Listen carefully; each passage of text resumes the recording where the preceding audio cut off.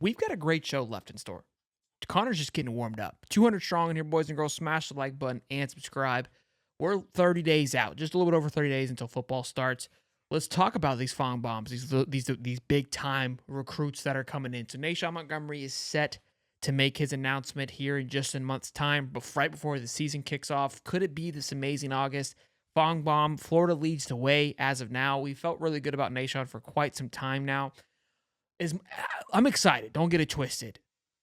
But I want some old linemen. Just give me the 6'6", 300-pound dudes. You know what I mean? Like, it sounds horrible to say, but I feel like we've got 19 wide receivers in this class with Joshua Moore, obviously Vernell Brown, the two tight ends, Micah Jones, and I can't think of his other name.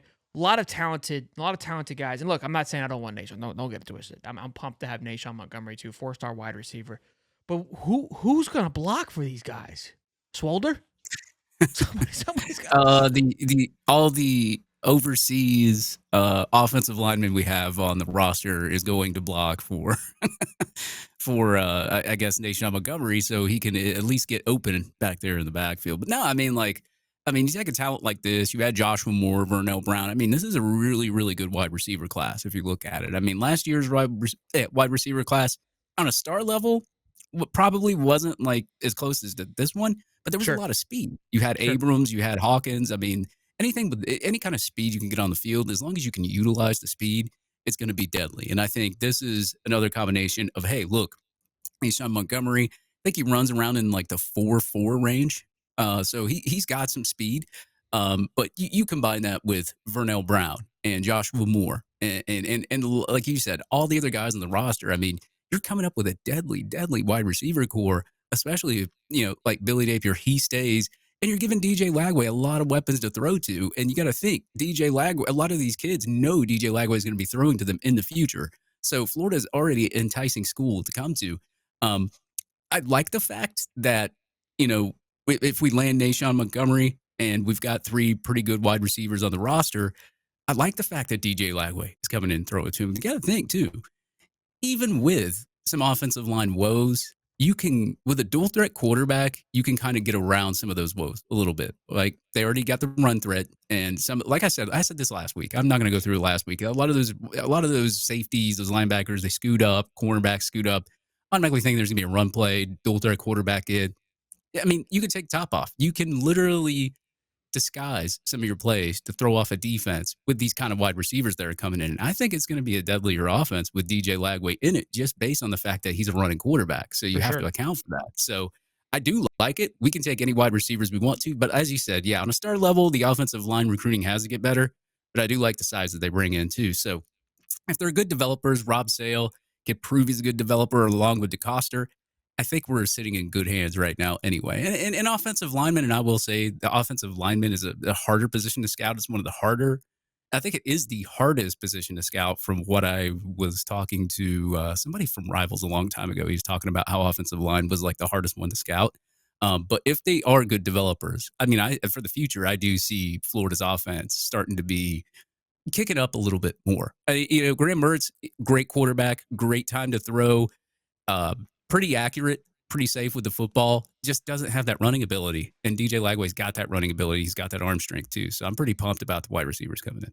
And look, let's stay on par with the recruiting. We've got a big barbecue week. I can't even say big. It's a barbecue weekend this weekend coming up, which is typically after Friday Night Lights, but they moved it to this. They didn't move it. Just Friday Night Lights moved around. Barbecue weekend where recruits will be happening. And, this is in the past been a really big weekend that have led to commits that have, moved relationships forward. The 2025 visitor list, here's what we're looking at. Chad Gasper, he's already a commit. Miles Johnson, commit. McLeod, commit. Jesse Lee, the tight end I just mentioned, commit. Clark, commit. Wiggins, commit. Brown, commit. And Nashawn Montgomery, Florida lean. The only other 2 are Xavier Hardy, 4-star defensive lineman, and 4-star linebacker Ty Jackson, the number 1 linebacker. So all Florida commits outside of 2.5 because one's crystal balled. Not a single offensive lineman is there. The problem, right? Yeah, very strange. It's a big weekend, now these how they're managing this weekend. 2026, there's a big a list of guys There's also some guys coming on Thursday, but they're 2026 too. So I don't know, maybe this weekend could be a more of a futuristic weekend. And that's what Friday Night Lights was kind of when we talked. I remember talking to Connor last year about this was these summer events, their the barbecues and things were more of a futuristic events. And again, it's kind of building your class you already have, plus trying to. So guys that are committed are trying to almost commit for recruit for 2026. That's what it's appearing like. So I can't say it's not an exciting weekend. I think just the way this weekend is being treated is different than it has been in the past.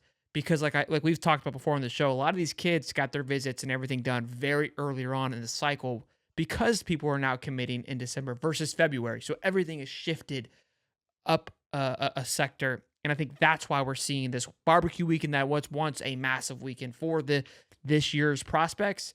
It's now evolving into futuristic picks.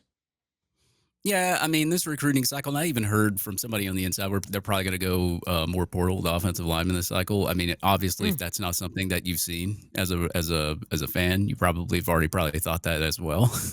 But yeah, I mean, like, look, they even said they've even said like the barbecue at the end of the month is pretty much not one of those big things that they usually do every year anyway.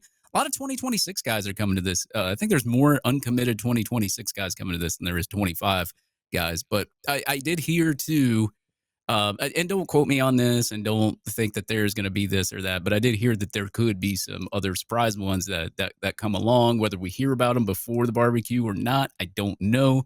But I heard that there could be some other surprise ones coming to the barbecue, and I don't even know. I don't even know the names. Nobody even told me any names. But if they did, I probably couldn't disclose it anyway.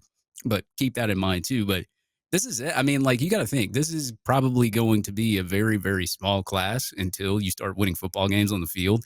As I said, you might flip a couple, maybe Malik Autry, who said he wants to wait until he sees the Auburn Florida defensive Gators lineman. defense. Yep. Stubbs kind of said that too, but a lot of these kids are in it for the money too. So I would not put that past me.